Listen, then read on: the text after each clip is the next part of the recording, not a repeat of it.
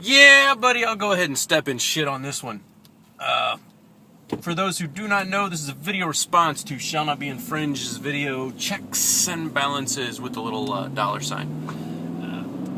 He used a court case where a guy, an uninsured motorist who is borrowing a car, runs into a gal who is crossing against the crosswalk, as in the crosswalk says don't cross. She crosses, gets hit by the uninsured motorist. The judge doesn't allow her any restitution. However, because the guy runs from the scene of an accident, he is charged $1,600 and parole and all this other good stuff. I don't think that's a good example, man. And I'll tell you why. And I think you're not being objective on this. In my opinion, based on that court case, justice was served. One, I don't think that gal deserved a penny. Two, the guy really did break the law. And it's a law that I don't necessarily have a problem with, man.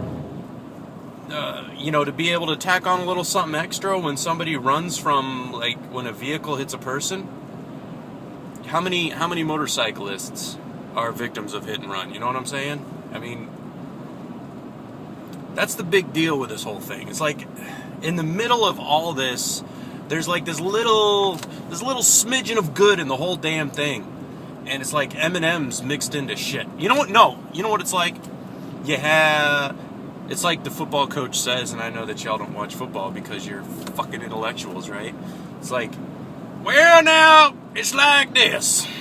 You could have a 5-gallon bucket of ice cream, and you put in a teaspoon of shit into the 5-gallon bucket of ice cream, and you ruin the whole damn bucket.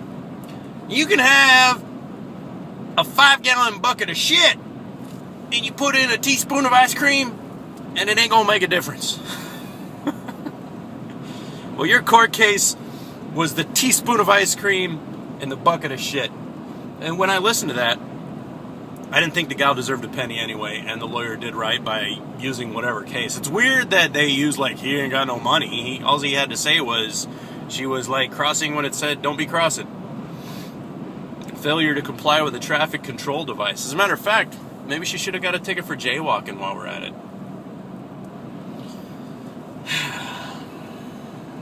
Now, that didn't leave too much room for subjective analysis. And law is supposed to be objective.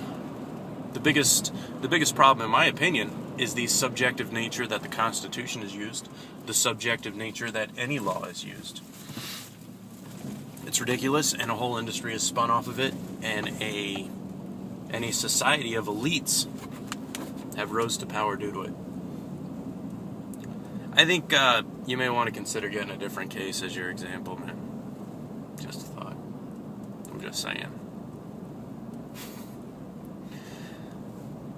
5-gallon bucket of shit.